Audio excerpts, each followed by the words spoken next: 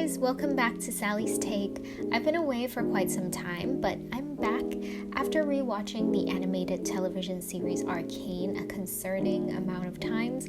I started realizing that the seemingly dystopian world building in Arcane is actually quite ideal in other aspects that's not related to social class, because that's the main conflict.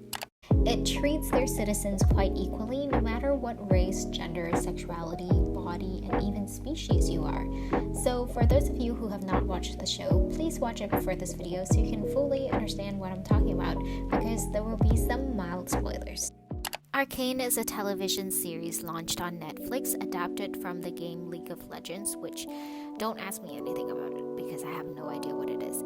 It tells the tale of two cities that are constantly at conflict. We have the rich, affluent, highly developed city like Piltover, and we have the oppressed undercity of Zaun. Amidst all the wars and corruption between the cities, there exists a pair of sisters, Vi and Jinx, aka Powder, who stands against and together throughout different times of their life, fighting for what they think is the right cause. It's not a secret that Arcane is one of those rare shows that is able to create a diverse cast without making it look forced or performative. We have people of color, disabled, neurodivergent characters dominating in lead roles on both sides of the city. You can probably pause anywhere in Arcane and look at the background crowd, and there will be diversity there. Their visibility is literally in every single shot.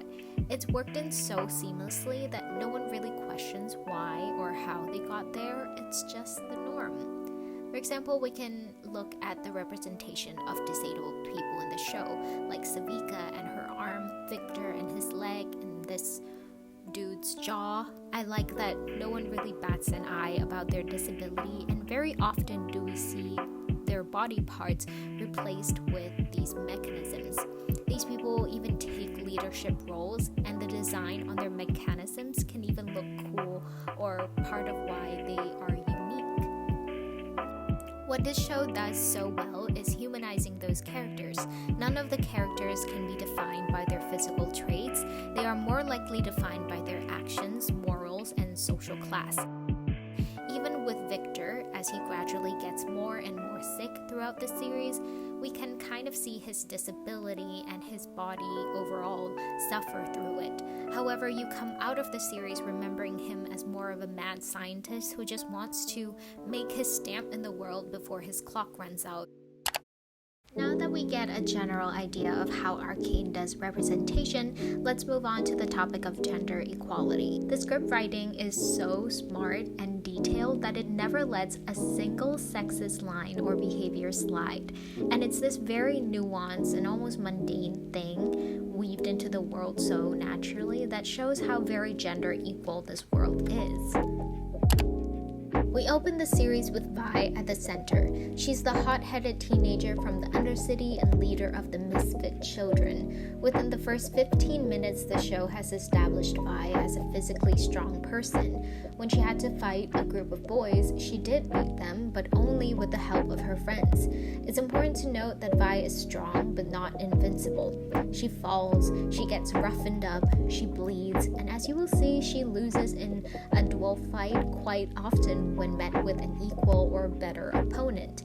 This raises the stakes as we often root for main characters, but we root for them even more when we know that they have something to lose. Vi is also so easily can be categorized as the macho, emotionally distant, stubborn type because of her physical attributes, but Vi is extremely caring and unabashed to show emotional vulnerability, especially towards her younger sister Powder, which makes her very adoring.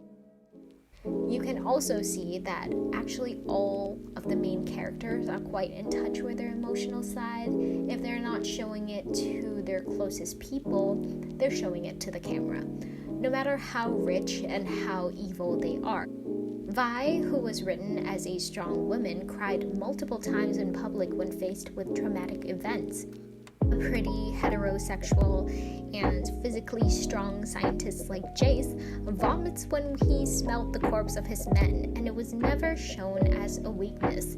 Sure, these characters were called weak at some point of the story, but when they are weak, it's not because of their gender, but rather their personality. Take another considerably weak character for an example. When the group of misfit kids were out on a mission, Powder was always the butt of the joke, constantly teased for her lack of physical abilities and her clumsiness. However, not once was she insulted based on her gender.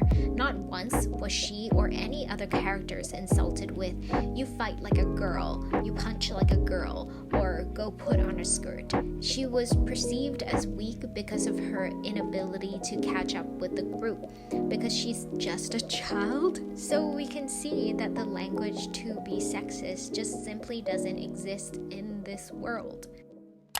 Arcane's world building does not focus on certain traits to be associated or exclusive to certain gender. So when talking about job positions, even though men dominate police force or scientific field, when there are actual close-up shots or shots of leader in these industries, I think there's still an equal division of male and female characters. Welcome to the portion of the video that we are all here for, my favorite sapphic couple, Vi and Cait. There's so many people analyzing their chemistry and their dynamics, but I want to highlight that the world building is what helps foster the nature of this relationship as well. Once again, the personal is political. In Arcane, no one seems to assume each other's sexuality based on appearance or their interest, which is so refreshing to see. I don't think it's a coincidence that no one ever asks about Vi's sexuality, and when Vi asked if Cait prefers men or women, it's not really out of place or rude because it's under the context of genuine curiosity and flirting. We also get the sense that in Arcane, being gay isn't illegal or shameful, so these characters are able to express their attraction towards each other openly. With WLW couples, it's hard to find the ones that aren't overly sexualized, but Vi and Cait walked the fine line between over-sexualizing the characters and completely desexualizing them altogether. Their body language is clear enough for us to read their affection towards one another without being overly male-gazy. Apart from the capitalistic and corrupted society in Piltover and Zon, those two cities are actually one of the most inclusive, open, and diverse world buildings I've seen in recent media. As of now, Arcane only explores classism, while in the real world we deal with sexism, ableism, racism, homophobia, and everything else on top of classism, so maybe Arcane is the utopia we should be working towards. And that's a wrap on my video. Please let me know if you guys enjoy Arcane. Do you agree or disagree with my opinions? And I hope to see you soon.